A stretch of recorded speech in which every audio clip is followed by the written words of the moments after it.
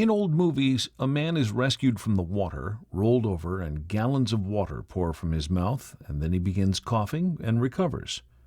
Reality, as is often the case, is far different from what happens in the movies.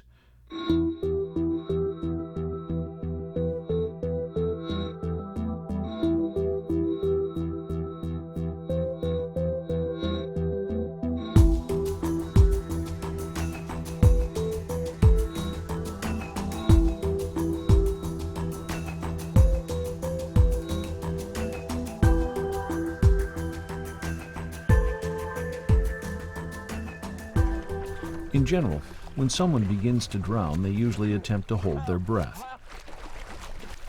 Eventually, the urge to breathe is too strong to resist, and they draw water into their airways. Once the water reaches the vocal cords, it usually triggers them to contract in an attempt to protect the airway. This is known as laryngospasm. Laryngospasm will initially prevent most water from entering the lungs. The drowning victim suffocates as a result of the water and/or laryngospasm cutting off their supply of air. Often at this point they have only inhaled a teaspoon or two of water. Laryngospasm usually lasts less than 2 minutes, and when it ceases, water may enter the lungs.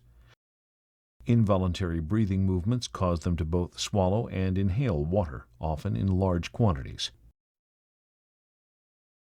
This causes swelling of the small airways and creates frothy pink sputum as the water reacts with the fluid lining the lungs, the surfactant.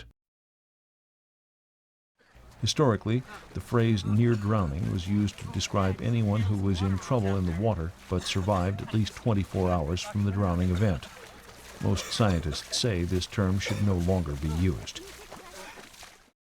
The World Health Organization now defines drowning as the process of experiencing respiratory impairment from submersion or immersion in liquid. The drowning may be fatal or non-fatal. Every drowning patient should be taken to a medical facility for a thorough evaluation, no matter how trivial the episode may seem. Medical treatment may not be necessary in minor cases. The human body's reaction to drowning is essentially the same regardless of the circumstances. However, drowning deaths among divers typically begin differently than those involving accidental immersion, such as falls into a lake or pool. Despite the fact that the end result is the same, the initial cause for the drowning may be quite different. Unfortunately, a large percentage of diver fatalities are listed as drowning by the medical examiners that perform autopsies, which makes research into the true cause of the fatality difficult. While the majority of divers who die in the water ultimately drown, this fate is often triggered by other events, like running out of air or panic that prompts a cascade of events or triggers which result in drowning. Simply monitoring your air supply and avoiding overexertion and avoiding stressful or overhead diving environments beyond your level of equipment and training are some of the easiest ways for divers to stay out of trouble. Too many dive accidents begin when a diver runs out of breathing gas at depth and then bolts for the surface, jettisoning his regulator on the way up. The diver might have been able to gain another breath closer to the surface had he retained his regulator. But once panic begins and the diver races to the surface, the potential for breathing in water and falling unconscious increases dramatically. Additionally, many divers are found unconscious on the bottom with their weight belts in place. Many of these divers would otherwise have been able to reach the surface or remain there if they had jettisoned their weight belts. Sometimes equipment configuration does not allow this or makes it difficult to perform in an emergency.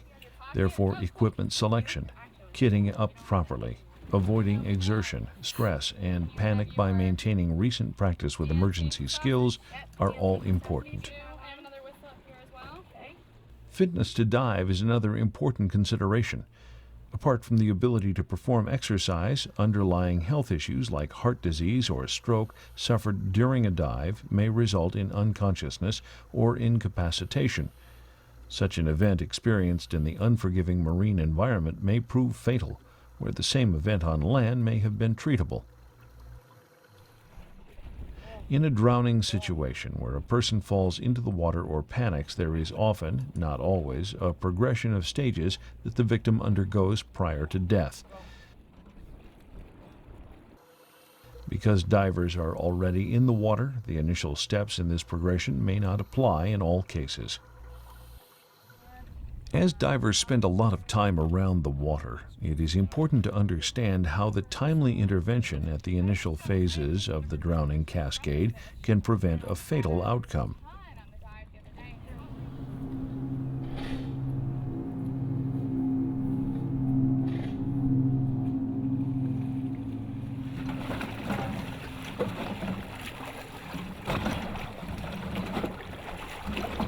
The first stage is surprise, during which the victim attempts to keep the head elevated above water with deep inhalations and downward movement of arms. The victim next fights to stay afloat while hyperventilating, which may result in negative buoyancy. Submergence occurs, and reflex breath-holding begins. The urge to breathe becomes stronger and stronger as the victim consumes available oxygen and experiences the buildup of carbon dioxide. After 2 to 3 minutes, the combination of hypoxia and carbon dioxide accumulation, hypercapnia, causes an uncontrollable urge to breathe. The victim eventually inhales water, though usually very little. Ultimately, the victim becomes unconscious and reflexively swallows water. Consequently, some victims will have a stomach full of water. We have to get him in. I don't know if he's breathing, Wendy. All right, we'll drop him right here. In addition, once unconsciousness occurs, the larynx relaxes and enables water to enter the lungs. A drowning victim can make a full recovery if rescued prior to the inhalation of significant amounts of water and prior to circulatory arrest. Once the heart stops, brain damage will occur in just a few minutes. Divers should be familiar with drowning and the techniques of rescue and resuscitation. In-water rescue is a special subject requiring study and practice in order to gain the necessary knowledge and skills. Contact your local dive operation for available courses. In potentially dangerous situations, such as in overhead environments, caves, and currents, the safety of the rescuers may take precedence over ideal medical management. Training in rescue techniques is important. Your own training and experience, along with your proximity to removing the diver from the water, are important factors when it comes to deciding what to do. The primary focus of medical interventions for the drowning victim is the same as for any life-threatening event: airway, breathing, and circulation.